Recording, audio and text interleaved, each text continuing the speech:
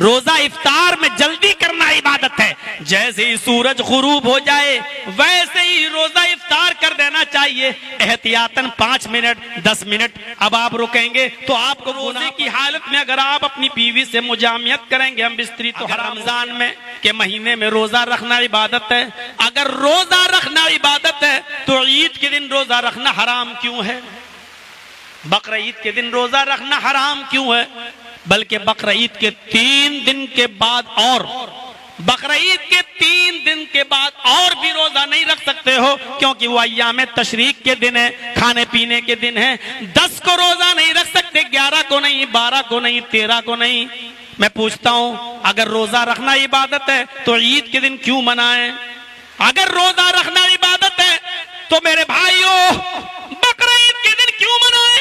अगर रोजा रखना इबादत है तो मेरे भाइयों बकरा ईद के 3 दिन तक रोजा रखना क्यों मनाएं? रोजा रखना इबादत नहीं है। रोजा नबी अकरम सल्लल्लाहु अलैहि वसल्लम के हुक्म के मुताबिक रखना इबादत है, और नबी अकरम सल्लल्लाहु अलैहि वसल्लम के हुक्म से रुक जाना वो भी इबादत है।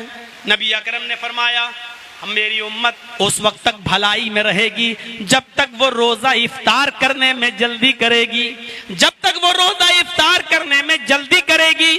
अब रोजा इफ्तार करने में जल्दी करना इबादत है। रोजा इफ्तार में जल्दी करना इबादत है। जैसे ही सूरज गुरूब हो जाए वैसे ही रोजा इफ्तार कर देना चाहिए। एहतियातन 5 मिनट 10 मिनट अब आप रुकेंगे तो आपको गुनाह पड़ेगा। अब आप सोचें कि भूखा और प्यासा रहने का नाम रोजा है, तो जितनी देर भूखा और प्यासा हम रहेंगे उतना और ज्यादा सवाब। लिहाजा रोजा इफ्तार का टाइम तो हो गया, लेकिन हम 1 घंटा और भूखा रह सकते हैं। हम 1 घंटे के बाद इफ्तार करेंगे तो अब आपको गुनाह पड़ेगा।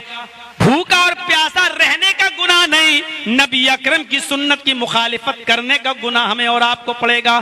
क्योंकि जब अल्लाह ने और नबी ने रोका था उस वक्त रुकना इबादत था। अब नबी कह रहे हैं खाओ, अब अल्लाह ताला कह रहा खाओ। जैसे ही वक्त हो गया खाओ, अब खाना इबादत है, अब खाना इबादत है। मेरे भाइयों अब अगर हुक्म के आगे नहीं तस्लीम करेंगे हम अल्लाह का हुक्म और नबी का हुक्म तो गुनाह पड़ेगा। जब भूखा रखने का हुक्म था तो भूखा रहना इबादत, जब कह दिया खाओ तो खाना इबादत। अब और आधा घंटा भूखा रहोगे तो गुनाह पड़ेगा, और जानबूझकर 1 घंटा भूखा रहोगे तो गुनाह पड़ेगा। शादी करना बहुत बड़ी सुन्नत, बीवी से हम बिस्तरी करना, मुजामियत करना सुन्नत।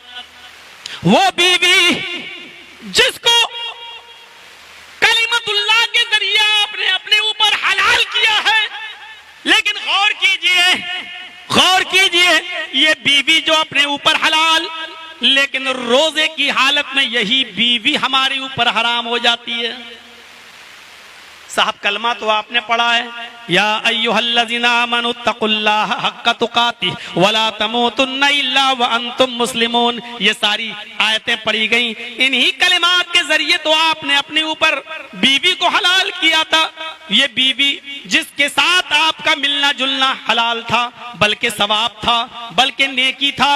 यही इबादत जो बीवी के साथ हम बिस्तरी करके आप सवाब कमाते थे, अब रोजे की हालत में अगर आप अपनी बीवी से मुजामियत करेंगे हम बिस्तरी तो हराम हो गया। यही बीवी आपके लिए रोजे की हालत में हराम है।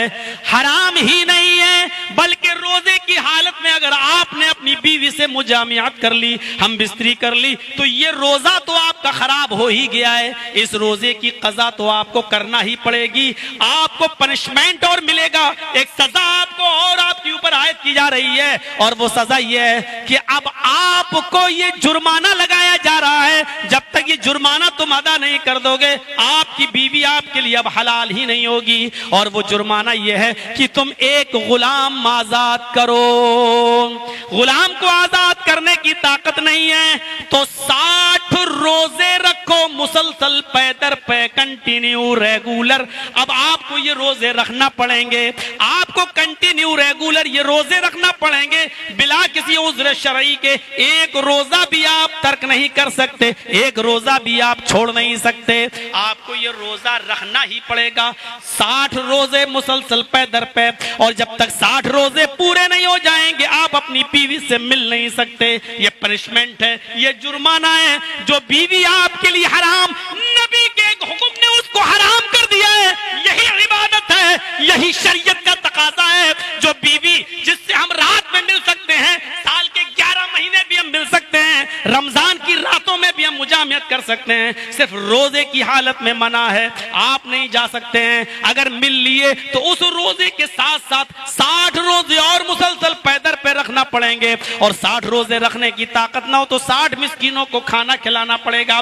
जब तक ये पेनाल्टी, ये जुर्माना आप दे नहीं देंगे, आपकी बीवी आपके लिए हलाल नहीं होगी, आप उससे मिल नहीं सकते हैं। शरीयत ने जिस औरत को हमारे लिए हलाल किया है, शरीयत का दूसरा हुक्म उसी औरत को हमारे लिए हराम कर रहा है।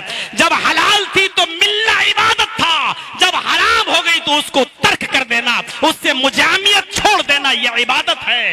इबादत का माना ही यह है कि हम ऐसी बंदगी करें अल्लाह की कि उसके और उसके रसूल के हर हुक्म के आगे हम अपने आप को सरेंडर कर दें, यह है इबादत। और इसी इबादत से हमें और आपको, लोगों को जोड़ना है। बीवी से हम बिस्तरी करना इबादत नहीं है, अल्लाह और उसके रसूल के हुक्म के मुताबिक करना इबादत, और जब रोक दें तो उससे रुक जाना इबादत, यह है।